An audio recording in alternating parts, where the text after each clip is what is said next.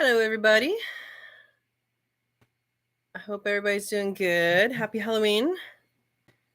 A little bit early.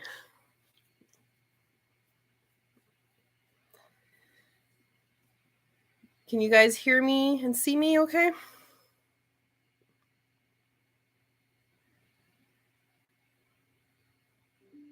All right. I'm Katrina. This is Sow and Tare. This is live chat happening every... Thanks, Ed. You can hear and see me? Thanks. Yeah, live chat every Monday at 6 p.m. and we can talk about any topics you guys want. Thanks, Ed. We are open to any sort of discussion. Homesteading related is what we do here. And right now, right underneath you guys, I don't know, there's not many people here. We gotta wait for my people before my big announcement. I'll announce it again later. We have chicks hatching right underneath you guys. Hi, Aaron, and hi, Ed. Aaron got the first comment. You guys are so funny. Yeah, I don't know how many people are going to be here today because it is Halloween. So I know people are out doing the kid thing. I added a light over here. Can you guys tell a difference? Is it a better quality with the light there? I know this room is kind of not well lit. Anyway, just give me some feedback, please. Ed says, need to name one of the chickens pumpkin spice, or one of the chicks pumpkin spice. Well, if you would like to name one, you can name one and follow it. And then we will eat it. Does that mean we have to spice it with pumpkin spice when we eat it, Ed? Yeah, so the batch that I have going now, that is hatching now, they started hatching today, so they'll finish hatching tomorrow, and then tomorrow evening we'll be putting them in the brooder. And I was going to do all jumbos, but it was at a time where I had just added the light. And so honestly, I don't really know how fertile the eggs are that I did put in. So if I get a low hatch rate, I think it's because of that. But there's a bunch of them scrambling around in there, so it's pretty cool. But I did want to fill my whole egg turner with jumbos, but they didn't lay enough within that amount of time. So then I filled it out with the standard size because guess what? You can eat those too. So that's what I wanted to do. Ed says, if I like, I can name it pumpkin spice and season it with pumpkin spice seasoning when I eat it. That might sound a little weird. Lighting is a good addition. Good. Thank you for the feedback, Aaron. And Ed hates pumpkin. Okay, so you had it sweet, probably. There are many, many, many different kinds of pumpkin, and some of like delicata squash. I guess not pumpkin; it's all squash. Delicata squash, that you can eat the skin. You can just chop it up, like in slices, and cook it in olive oil. Not olive oil. Well, you can, but we used avocado oil. So that was a really, really good, because you can eat the skin. It softens when it cooks. So yeah, if you're eating, you're not a fan either. If you're eating like jack-o'-lantern pumpkins and that's been your experience, then I agree. Pumpkins suck. The first time I cooked pumpkin, like I don't think my parents cooked pumpkin at all growing up, except for like pumpkin pie from the can. But I don't like avocados either. Ed, man, at least you don't live in California. We get yummy avocados here. My first experience is I got the giant pumpkin I cooked at the store. I was going to make pumpkin soup, and then, well, I made pumpkin soup and it was horrible. And I had a huge pumpkin, like a carving pumpkin that I made it from, and it was so nasty, and I tried to make myself eat it and it was nasty. So those are not the kind that those are the kind you give your animals. And then if you do if you have the animals eat those ones, and then you can eat the more tasty varieties. Like if you guys saw the video from yesterday, carving pumpkins, that's a pumpkin that It actually tasted, it kind of had almost the texture of a firm watermelon. It was really weird, but you have that in the refrigerator still. I'll eat that. Aaron says, I loved pumpkin seeds, but can't have any seeds or nuts. Oh, that's so sad. Do you have any substitution for like nut butters that you use, or do you just not do that? If you don't have a substitution yet, and it's not really a substitution, but still yummy, pear butter. Just cook the pears down. That's all you do. You core it, cook it down, and then you can can it and save it for later, and it's super, super good. I don't know if you tried that or not. PJs. Hi, PJs. I only use carving pumpkins for cooking. Yeah, have you not tried the other kind? Because the other kinds are like a Jarradale pumpkin. It's like a giant, it's kind of like a blue-green color on the outside. And it's bright orange on the inside. That's a really good one. Delicata squash is really, really good. Those are those little all oval ones. You probably will be able to find one of those in the store. Here they sell them with like butternut squash, acorn squash, and delicata squashes. Like they have kind of a, I don't remember. They're all the same cost, the same price each. So they put them all in the same bin.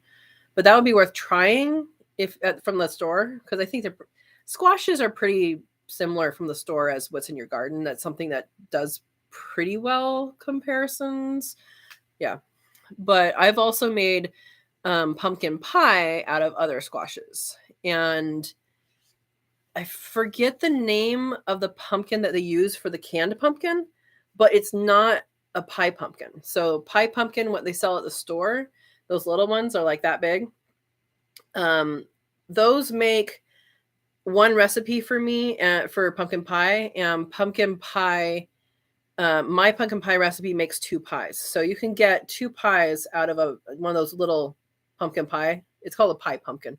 And so that's actually not the kind they use for the canned pumpkin pie, like glop. I don't remember what it was. I learned about it at the Heirloom Expo, though. So it was pretty cool to find out that. Oh, you have diverticulitis. I don't know what that entails, but I'm sorry you can't eat fun things. Hopefully you can eat some fun things. And hopefully you're doing well with managing that. Ed says, where is everyone? I had the notification set and it didn't notify me. Ed, I don't know. And I did a short today, and I did a short, not yesterday. I did a short on Saturday when I put these guys into lockdown, and I did a short today when they were hatching. And like none of the notifications, like nobody got notifications. There's very few views on those. So I don't know what's going on. It might be a YouTube thing. Also, people are out doing Halloween things because it's Halloween. So that's, I have no excuses other than that. Aaron says, I had the TV waiting, but I didn't get a notification until after it started. Interesting. Yeah, like I said, I've had a couple things happen this weekend where it didn't send things out. And then when I did the pumpkin video, I don't know if anybody saw those 2 extra videos. There's this, like just the looking at night and looking at daytime. That was supposed to be a video that was unlisted for the competition. I was just going to send someone a link, and somehow when in the morning I'm like, oh, why does this have so many views? And I looked and I'm like, oh, this is public. That's not a done video. But something's going on with YouTube. That's all I can say. Peter says, I just use what I grow. My pigs grow my pumpkins this year. Yeah, every year I get some sort of volunteer. This year I thought volunteered was a pie pumpkin, and I usually do those, and I usually do make pies from the pie pumpkin. But I got a hybrid that had seeded the year before that I didn't know any of them had rotted. so usually I usually on purpose I leave a pumpkin to rot in the yard, like one of those little pie pumpkins. And if you do that, then tons of seeds come up. So yeah. If you like pumpkin, that's fine. Like the carving pumpkins, that's fine. And you have pigs, so if you don't like them, you can feed the pigs, and that's, full circle there if they plant them for you. But it's like delicata the year 2 years ago, last year. I think it was last year or 2 years ago. I planted delicata squash, and that's a squash this big, and it just goes and goes and goes. They're huge plants, and I got so much food off of that. And it was really worth it, just one seed, and it needs either to be able to sprawl or go up and over something. So that's interesting. Yeah. Everybody saying hi. PJ got a notification. Oh, but you're doing something. That's fine. It's fine. Yeah, Ed, you saw both videos. I mean, I'm glad people saw them, but I mean, I don't know if I'm glad, but it does test the limits of, okay, if I don't want something to be public, like that one didn't really matter. But if I'm sharing something with a small group or something, that's a interesting mess up. So I reset it and things are fine. Aaron says, I didn't get notification for the weekend review until this afternoon. Yeah, the shorts, I'm also seeing doing that. Like sometimes it's immediate that it comes up. And then sometimes, like on my personal account, I can see when things are working. And sometimes it comes up right away. Sometimes it's an hour later. Sometimes it's like 8 hours later. And I don't know if it's like just random or if there's some review process it has to go through, or if it's in a queue. I have no idea. Yeah. But a way to get around that, if you know that you're getting a video, like what I did when my personal one was not notified, is I went on to my Sow and Tare YouTube, and the video was there. It just didn't tell anybody. So if you're waiting for a video to come out or something like that, then if you go to their website, like this last time, I wasn't sure if Mashire Farm was having a live or not, because I didn't remember what he said. And so I just went to his channel because I didn't get a notification and I didn't see one there. So that's the way to get around that. So yeah. Gidros. Hello, Gidros. I'm guessing it's Kristen.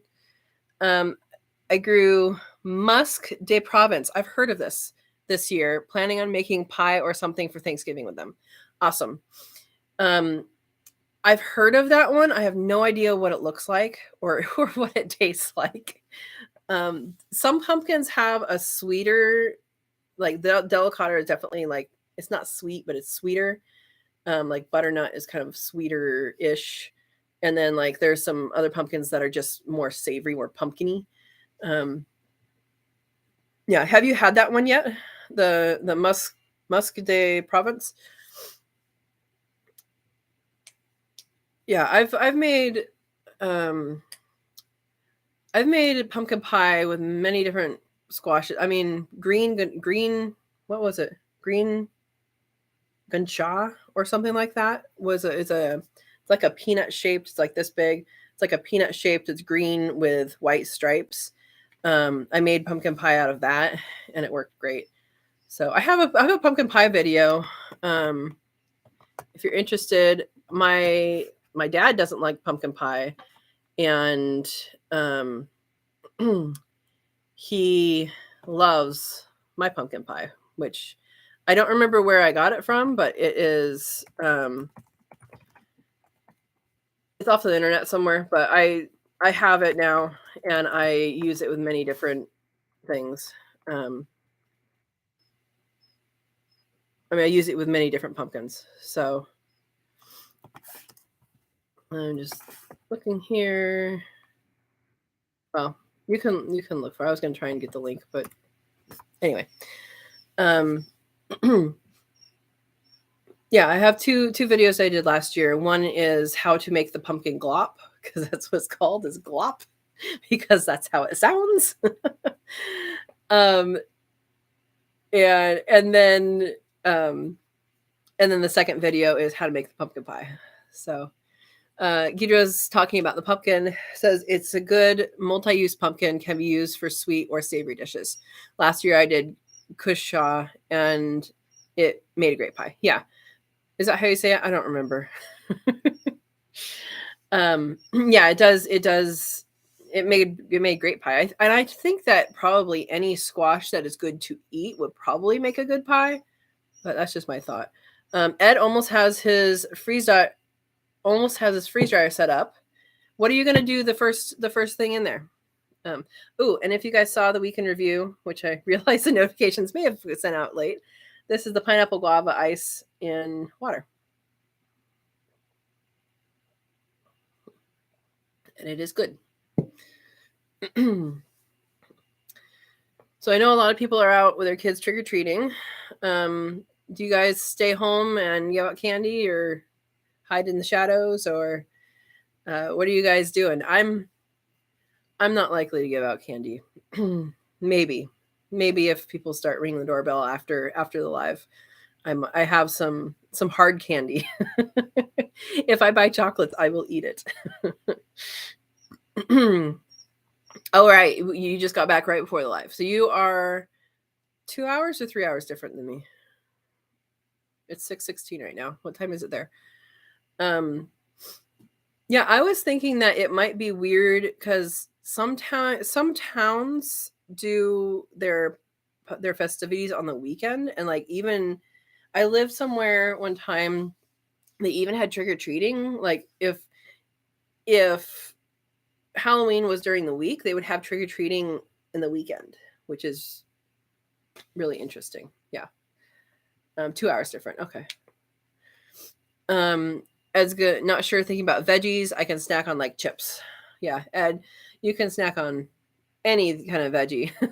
I don't know what does well is chips, but I know Verna's done a lot, and what is the guy's name? I watched some of his YouTube. It's Retired at 40, I think is what it is. He does a lot, and he does what I like about his is that he actually reconstitutes the food and like says, oh, this works and this doesn't. Like pumpkin pie, for example, I remember watching, and he's like, yeah, it's best if you just eat it dry. And not reconstitute it. So but if you're just eating it like chips, then you would have to reconstitute it. But those are the only two people that I know that have been like doing stuff now. I know there's some bigger homestead channels that they've been pretty much just using it. I know that like Living Traditions did some snack videos, but I think that was mostly dairy oriented. So I'm not sure of your restrictions. Hi, Linda. Freeze dried okra is pretty good. Linda, does that like okra has some mucilaginous stuff? How does that affect that? I'm guessing it just dries it right up, and you wouldn't know any different. I don't know. And how does it work if you rehydrate it? There's a question. Everybody said hi, Linda.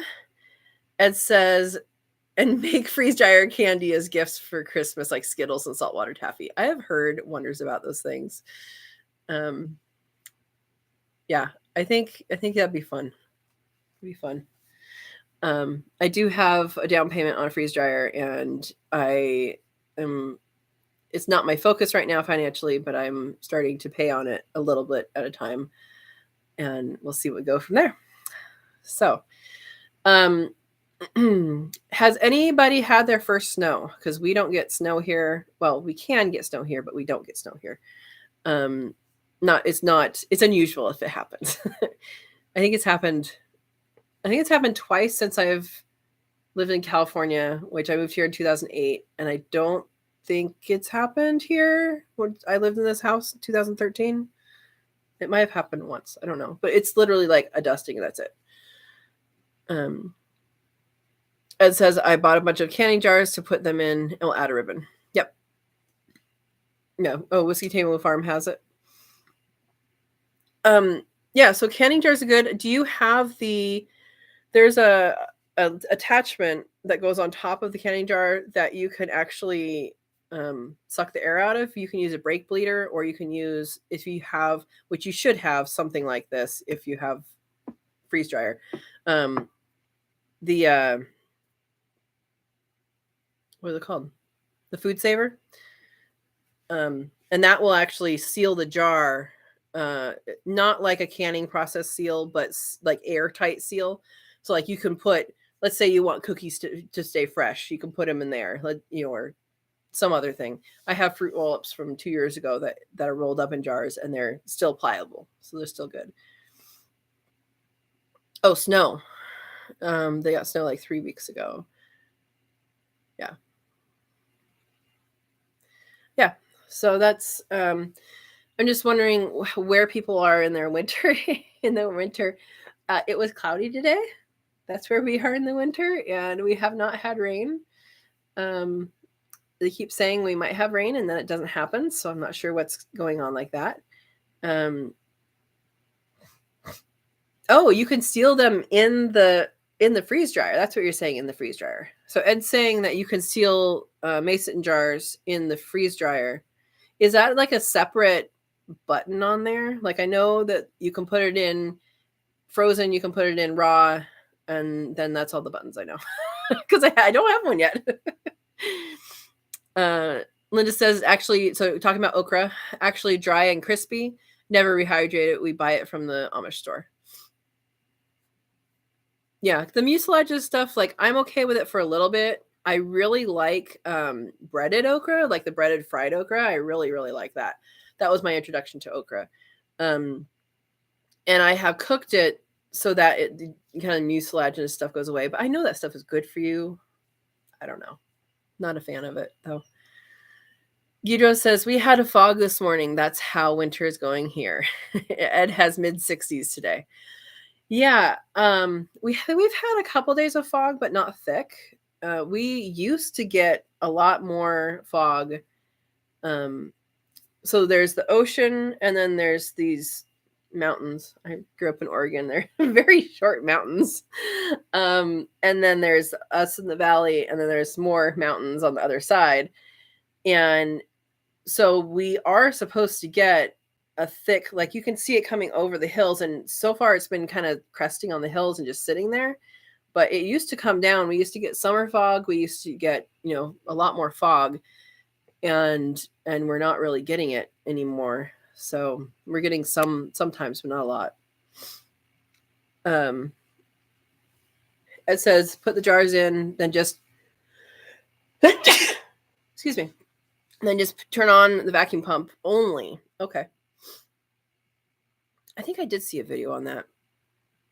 I put it in my back of my mind. All right, so you do have a way to do that, and that's a good thing to do.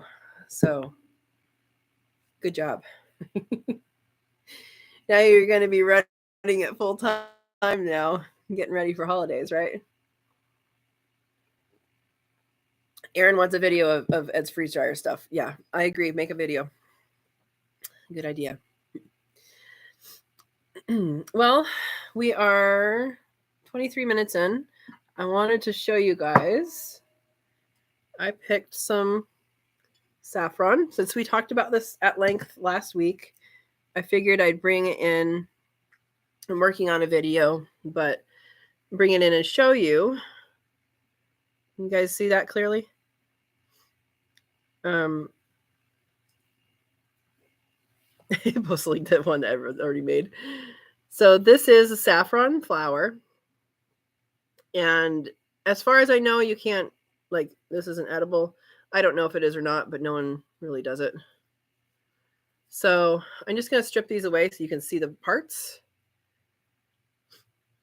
Well, I took one of the pollen anthers. All right. So that is pollen. You guys see that, this yellow thing right here? That's the pollen.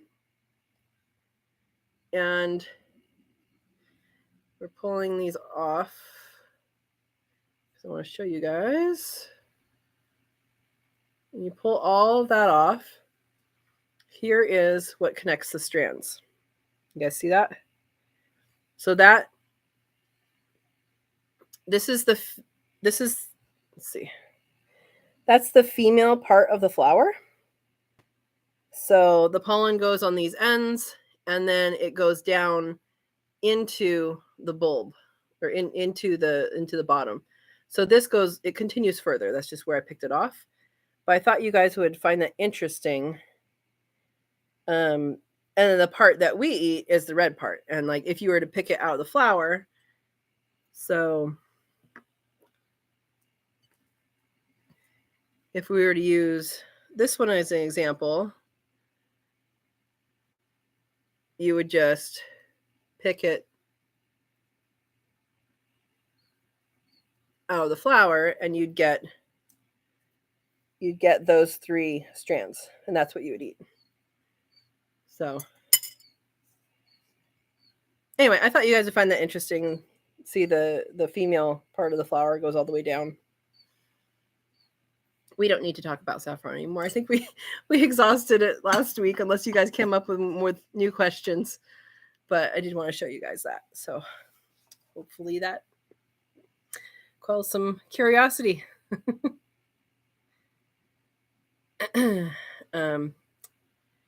Yeah. So we have a surprise next week. I know that there's not a lot of people on here, probably out trick-or-treating with kids. Next week, so my parents are coming into town this week, and next week, I think I convinced my mom to be on the live. I don't know if I've convinced my dad, but my dad is a retired machinist, and my mom is retired. She was a banker, and then she was a kindergarten teacher. And so if you guys have questions related to those fields that I would not be, qualified to answer, I don't know if my dad's going to be on it, but my mom, I think, is going to be on it. Then think about those kinds of questions or conversations that you'd like to have, and we could have them talk about stuff. We'll see. My dad might just have yes, no answers. I don't know. Anyway, something to think about. And then there's a few of you who were not on here when I announced, but right below you guys are some baby birds. I have quail hatching underneath the table. And tomorrow night we're going to take them out and put them in the brooder, which I just finished putting together probably a couple hours ago. I put everything in there, turn on the heater plates, and went from there. Machinist questions can get interesting. Yeah. Yeah. I don't know what questions people have, but I just thought I'd throw that out there and kind of give you guys some heads up of maybe asking some questions related to that, or not. That's fine too. Yeah. Machinist. I mean, a machinist is a wide. There's so many things underneath that category, right? Yeah. Look at this. My ice cubes have deteriorated. This is pineapple guava juice in ice cube form. It's very good. It gives it kind of that acidity of not quite lemonade, but kind of lemonade. It's pretty good. Well, we've talked about pumpkins quite a bit. Is there a type of pumpkin that people have grown that you do not recommend? That is a question. Sometimes things don't grow well for you. Sometimes you are excited about something and you get tons of it and then you don't like it. I haven't really had one that I don't like. But it's a question that's out there because there's tons and tons of different squashes, like winter squashes, I guess is what I'm asking. Ed says, yes, wish I knew more on the subject, but as I don't have any of the equipment, no point in asking. Aaron says, Ed, we had some at work. I think I broke enough things to be qualified to ask questions. You never tried growing pumpkins, Ed. It's easy. You just put the seed in and then it grows. Yeah, Aaron, I think if you've broken enough things, maybe safety questions might be at hand. Gidra says, if I could, I would grow all the pumpkins, but I would squash. Oh, all the pumpkins I would, but squash bugs are terrible. Yeah, I've only had a few of them here. Like, we have cucumber bugs, but we don't have like the same squash bug. I think that that you're talking about. If we do, I haven't run across it yet. But are those the ones that bore into the stem? I think those are the ones. Yeah, we do have cucumber beetles, and I do squash them.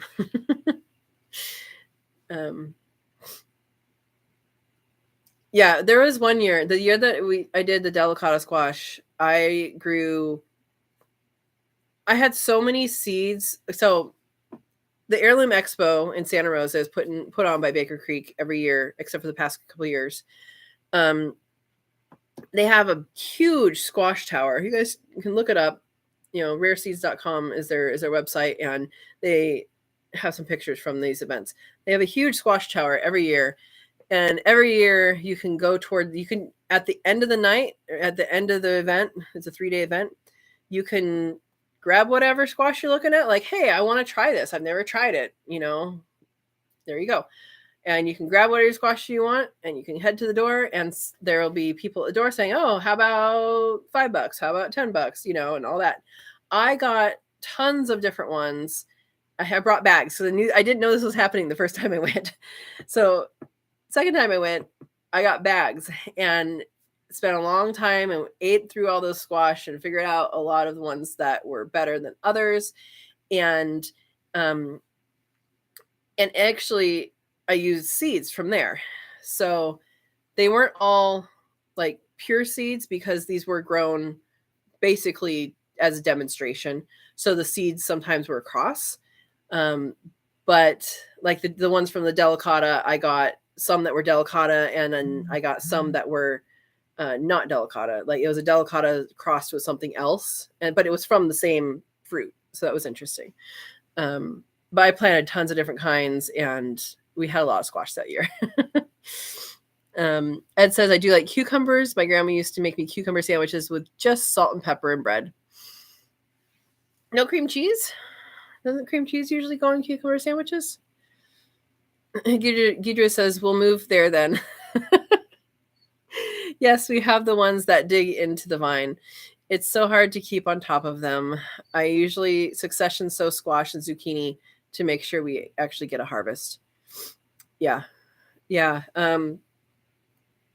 I haven't had too much trouble with garden pests here. I did have one year that aphids got real bad, but I don't keep aphids in my yard. That's what I was going to say. I make sure that I have sacrificial plants. So if there's some aphids in the yard and they're not bothering anything, they're on this thing that is a little, or it's already dying or whatever, I leave it there, because if you don't have any food in your refrigerator, then nobody's going to look in it for food, right? So if you don't have some pests, those predators are not going to come in and know that you have pests. That's not always true, but you're going to have a faster response from your predators if you have a system in your yard, in your property, that supports the pests. Start over. If you have a system that supports the predators, because without their food, they will not be there. That makes sense? So I like to have some. If there's some there, I'm not going to bother it. I might squish some knowing that I'm missing some, but I'm not going to take big expanses of effort in order to do that. You can always buy live ladybugs. Yes, that is true. You can buy them, but if you already have them in your yard, then you don't have to. So like asparagus, let's see. The asparagus and milkweed and yarrow, I want to say. I don't know about, yarrow. Those are the 3 plants that I have seen that the larvae of ladybugs really, really love. Like they're all over it. And there was one year in particular, there were just little cocoons, or chrysalises, I guess they're called, of these, there was larvae everywhere, and these little tiny cocoons, and ladybugs were hatching out of them all over the asparagus. And I had seen that before, but this one year in particular, it's like taking over the asparagus. Now, after people are used to seeing asparagus, and then you cut it and you cut it and you cut it and cut it. And then when it gets smaller than your pinky, you just let it grow. So if you haven't grown asparagus, that's what I'm talking about, is after it's growing, it ferns out and it's actually really pretty. And it's a plant and it has these little tiny like cream flowers and these little red berries. And so on that is what you have, like habitat. You have habitat for these animals. Now, squash bugs, I have heard terrible things, so I don't know about how that applies to that. But yeah, I think one year there was some sort of assassin bug, but I think it was like sucking the tomatoes. So that was weird. But I only had that one year. Guido says, I honestly think it's just where we live. The environment is conducive to bugs, powdery mildew, and blight.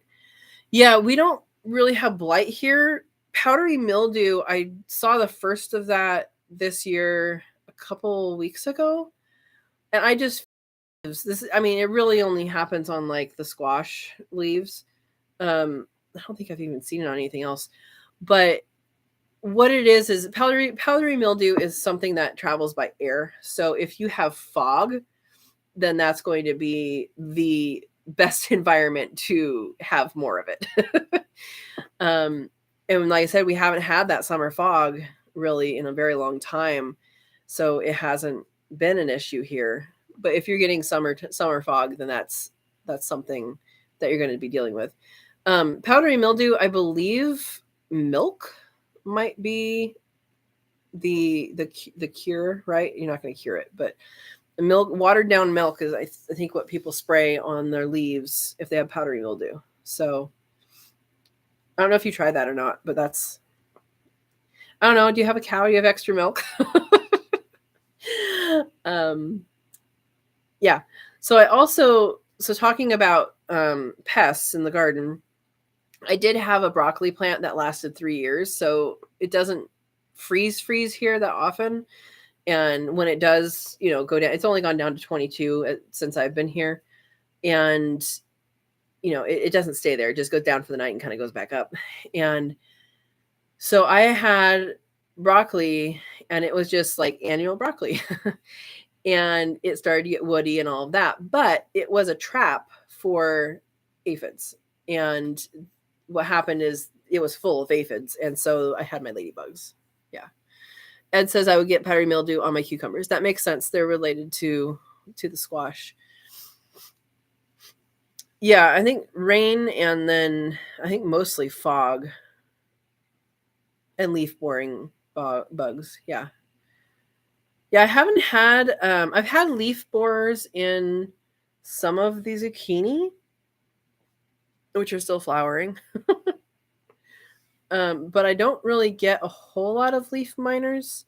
And when I do get them now, and if I see it, I just feed that whole leaf and a couple leaves from around that leaf to the chickens or the quail. Yeah. And then, yeah, I think that works. Hey, Vern is here. Hey, Katrina, everyone, here during a break. Nice. You're on a break from Halloween trick-or-treating people. Hey, welcome. Hey, Steve's here. S.O. Swanson's trick or treat. We'll choose treat. Welcome, guys. We've been talking about kind of pumpkin pests. I showed some. I have one more. I showed some saffron. This is the saffron, the female reproductive part, and we only eat like that much. Yeah, pretty good. Verna says no. Oh, have a problem. Have to have apartment ready for exterminator. Got it. Wednesday afternoon. Have you called all you need to call for that? That's got to be a big job to get ready for that. Have someone else in your space. It's no fun. Guido says, I'm getting a handheld vacuum to try and suck up the bugs this coming season. We're getting bees in spring. Nice. We already try to be organic, but really don't want to use anything once they're here. Yeah, you really don't want to do that because it can kill, I've heard of people, the counties spraying the side of the road and then people's bees are just dead. Yeah, it's no fun. There are actual like bug sucker vacuums out there. I don't know anything about them other than that they exist. Maybe you could do a review. But yeah, anything that will save your back. So if you're like, if you know that they're at the base of a plant, you can probably just stand and do that. If the tube is long enough, and if it's not, you can probably adapt it so that it is longer, so that it's better on your back. I'm just thinking of, my egg picker upper. You guys have seen that video. The egg picker upper is just a little ravioli kind of thing you get out of the pot, and it's just taped on a pole, and I can pick up eggs without leaning over. So I think all of those types of inventions are good. Everybody saying hi to Eden, or hi to Verna and Steve. Verna says, yeah, called all of them starting over during the middle of the month. Okay. So you have a plan. Wow, that's a lot, all of them. Yeah.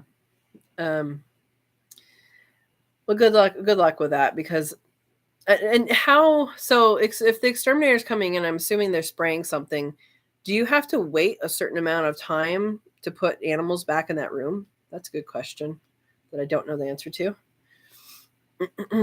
40. Wow. Yeah. It says, wow, Verna, you had a lot of work. Well, thank you for stopping in. That I appreciate that. Verna says, have to stay out of the apartment for 4.5 hours. So that's for you and do your animals, or do your animals have to wait? Like birds, I would imagine the respiratory would be a lot longer. I know you just said that you culled them, but I'm wondering if there is a recognized time that they should wait. I don't know the answer to that. Yeah, the one experience I had with exterminator is I was living with my grandma and had put out a Dutch oven, cast iron Dutch oven, next to the door, and was going to be cleaning it, and did not know that exterminator was coming by, and he sprayed it with his pest stuff. Instead of, oh, there's something next to the wall, let me move it and put it there. No, he sprayed it. So that's not fun. Yeah, there was some talking about that. Verna says, I have the exhaust fan in the animal room. As soon as you sweep up the bugs, all will be well. All right. That's good. It's good to have that. Yeah, so I just finished putting together the brooder, made an edit on it, and I know I haven't done a video about that. I've done the video, I just haven't edited any of it. So there will be a video later. I want to make sure, try it out, make sure that we, like how it is, but I think it's going to work really well. What I did is, you guys have seen the brooder in the past where it's connected on the top to the flooring, the 1/2-inch PVC coated mesh, and that, or hardwood cloth, that is just stapled on to that, and then the windows are on top of it. And I wanted to change that because it was very difficult to clean. And so what I ended up doing is we put like kind of like an oven rack. You know how if you have a tray and or the rack, and you put it in the oven, and it sits on those two supports on the side. So I did that. So it has supports on the side and then along the back, and actually did 2 trays only because we have something in the way. Otherwise I would have done 1 tray. But that should pull all the way out so we can get to everything. and it's going to be a much better system for sure. Oh, the other thing, we got babies underneath you guys. Quail hatched. So tomorrow evening, I'll be putting them in that edited brooder.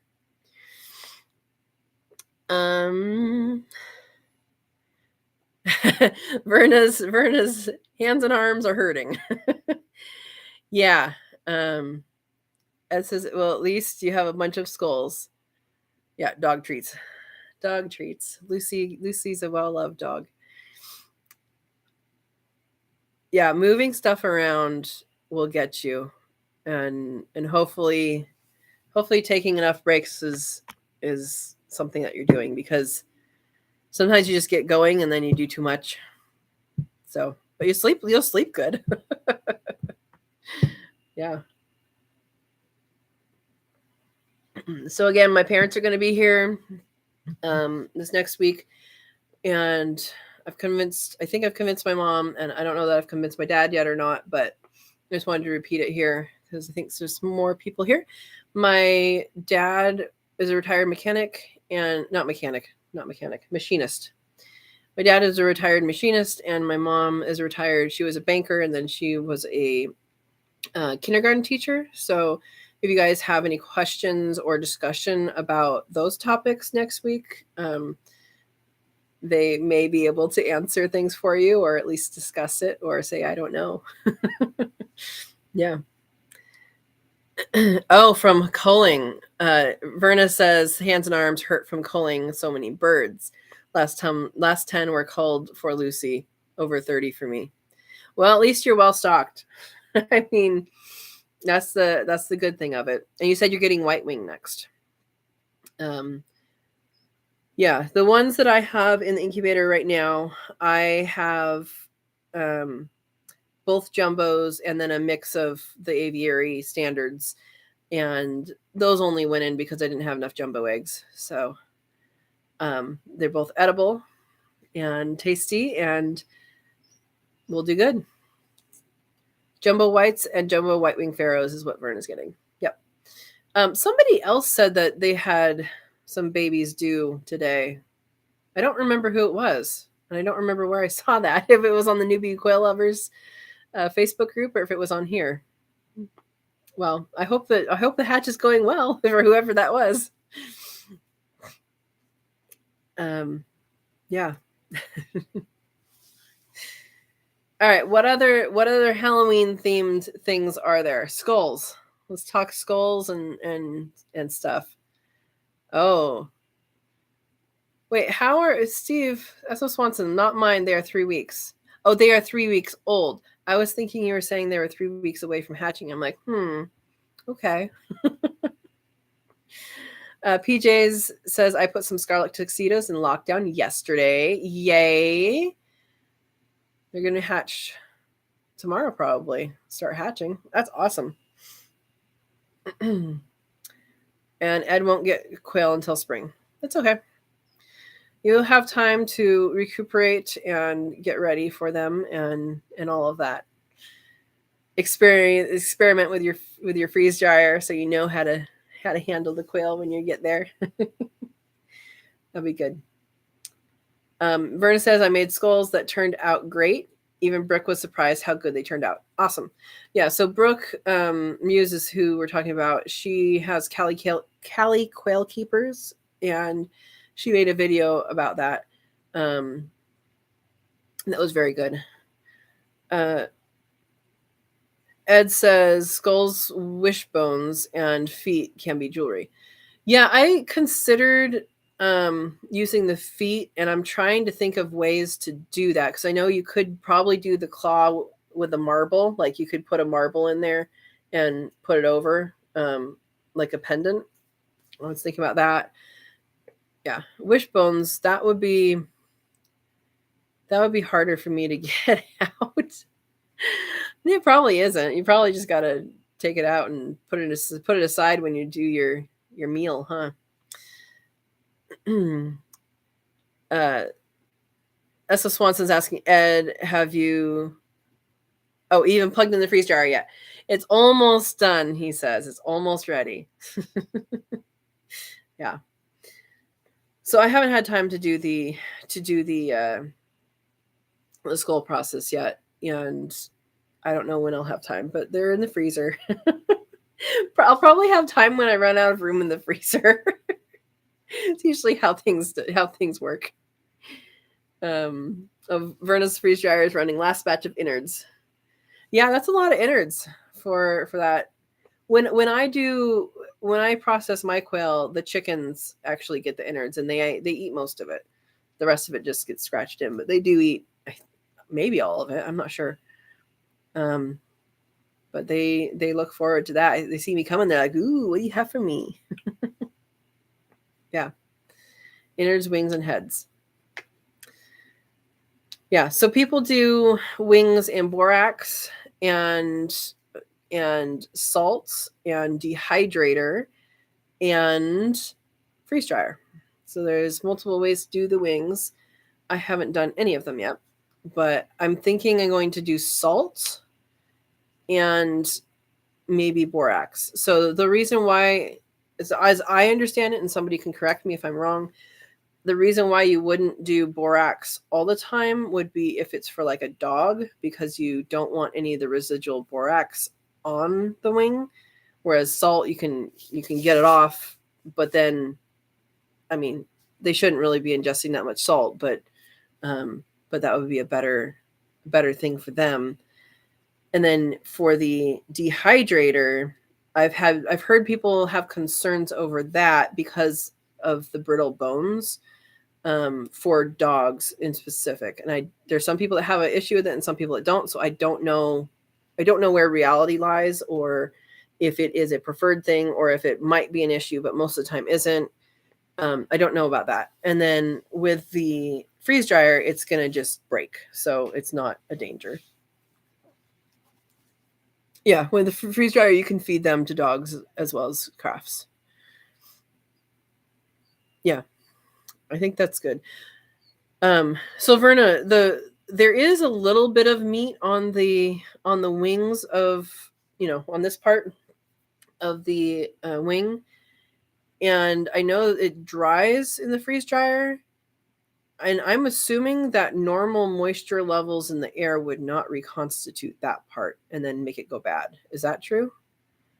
Because that would be my concern about only doing freeze dryer, but it does dry it, so maybe it does. Yeah, that would be my question. So yeah, those are the 4 ways that I know.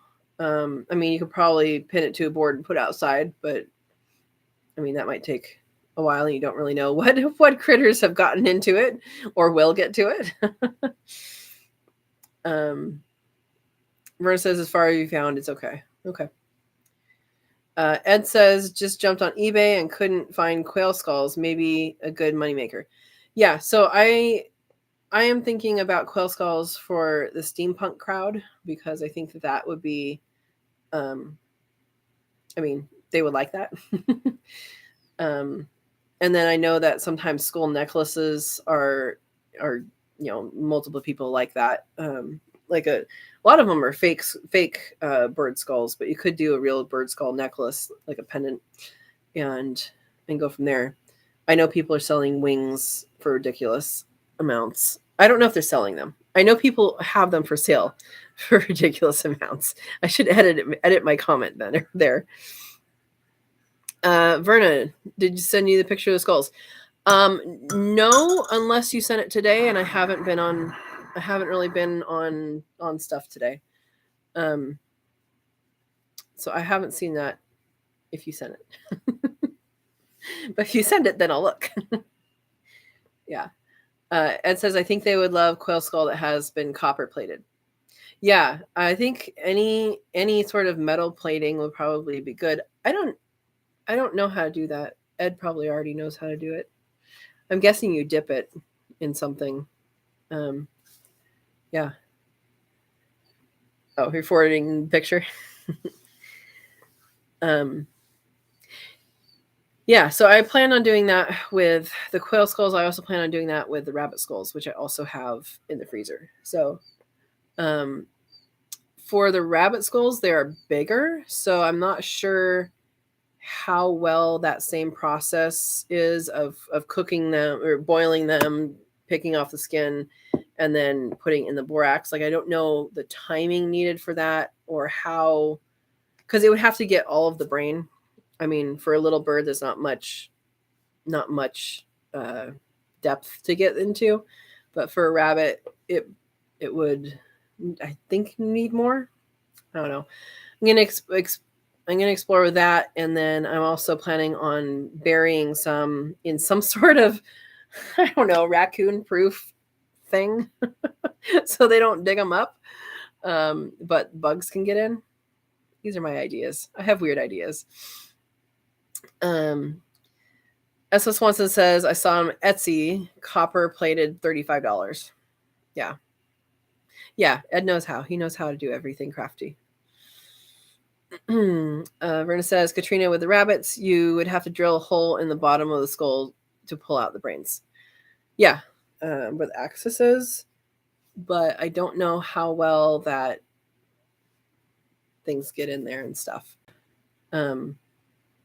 Yeah. I have to figure it out, but you guys will know when I know, or shortly thereafter, what works and what doesn't. So yeah, is anybody doing any other kinds of skulls? I only have 2 kinds in the freezer. I suppose you could do like a pig skull, but they probably just get left outside and sun bleached and stuff, is my guess, instead of crafts.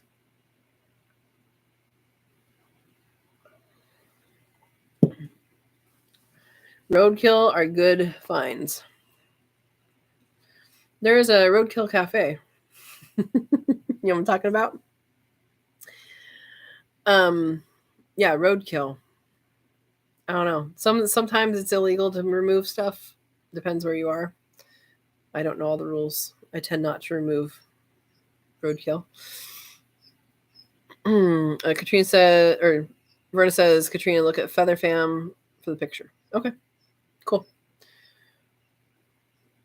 Got a rattlesnake rattler from Roadkill. Yeah, I have seen. So I'm a wildlife biologist by trade, and gopher snakes we have out here, and people think they look like rattlesnakes, and so they kill them.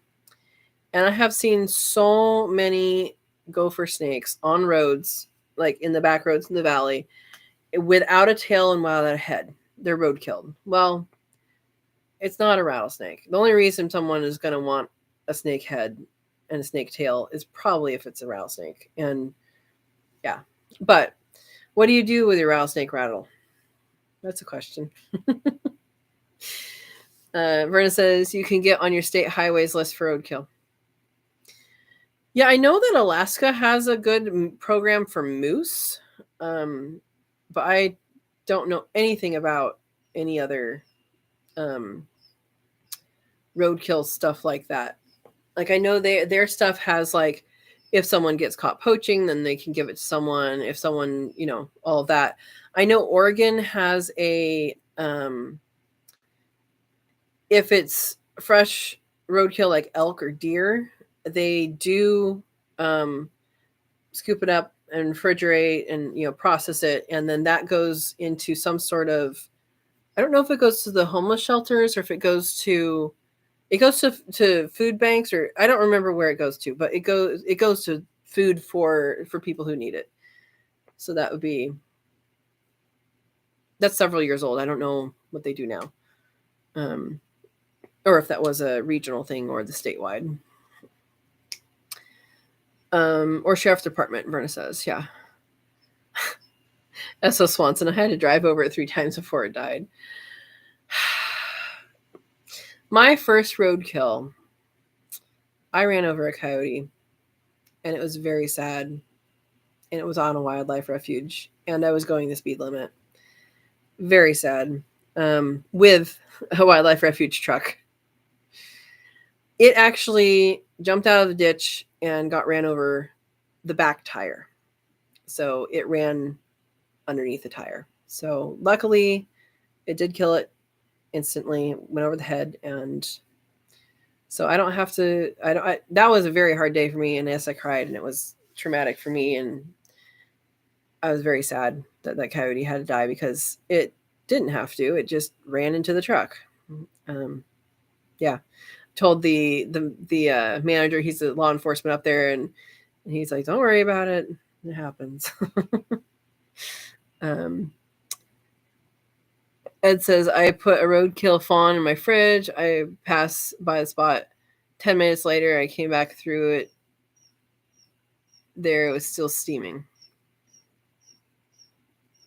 About to go hunting and didn't want it to spoil. Okay. Yeah, check your county sheriff or DNR. Yeah. Found a raccoon on the road. I skinned, came out great. Be careful with raccoons, because they can get chasing a roadrunner. I don't think they had runners out there. I never saw them if they did. Sage grouse. Yeah, raccoons can have rabies and other issues. So just be careful when you're skinning them, and I would wear gloves with a raccoon. Yeah. So, well, we're in keeping with the Halloween theme of dead stuff. Dead stuff and pumpkins. Yes, wore gloves. Good. Yeah, raccoons are something that I just don't want to deal with for disease reasons, and don't deal with their poop or anything like that, because they just, for some reason, they're very attractive to like all diseases. I don't know.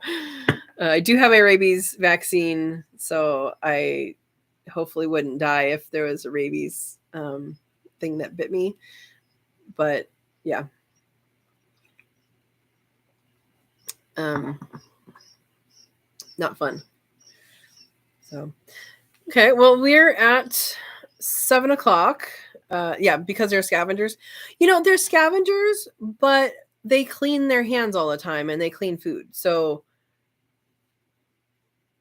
like, I understand that they're get into a lot of situations, but they also have the highest, hand washing probably of the animal world. Well, maybe not of the animal world, but they actually, wash their hands and wash their food and all that. So I don't know. Well, does anybody want to bring up anything else? We're at an hour, and want to know anything? You got something on your mind? They are strong too. Yes, they are. Little hands. Verna says they don't care what shape the water is in. Hell, if it was a puddle of urine, they would wash it in that. Probably true. Probably true. Yeah. Maybe it just needs to be liquid. Could be. Well, thank you guys for hanging out with me on Halloween. Manuel's still out with his girls, and see if they went trick-or-treating. I think they did. Had a raccoon turn my minnow trap inside out. They have little child hands. They can get into anything. Yeah. Yeah. Vera says, have a blessed week. Happy Halloween, everybody, from Ed. Yes, happy Halloween. I hope you guys are safe, continue to be safe, and have a wonderful rest of the evening. I haven't had any knocks on my door yet, so we'll see. It's been dark for a while now. Deidre says, have a great night, everyone. Yes, have a good night. I appreciate you guys showing up and spending the evening with us and talking about somewhat Halloween-y things. The baby quail are going to be going into the brooder tomorrow night, and so that will be the start of their adventure. All right, thanks everybody. Have a wonderful night, and we will see you next week.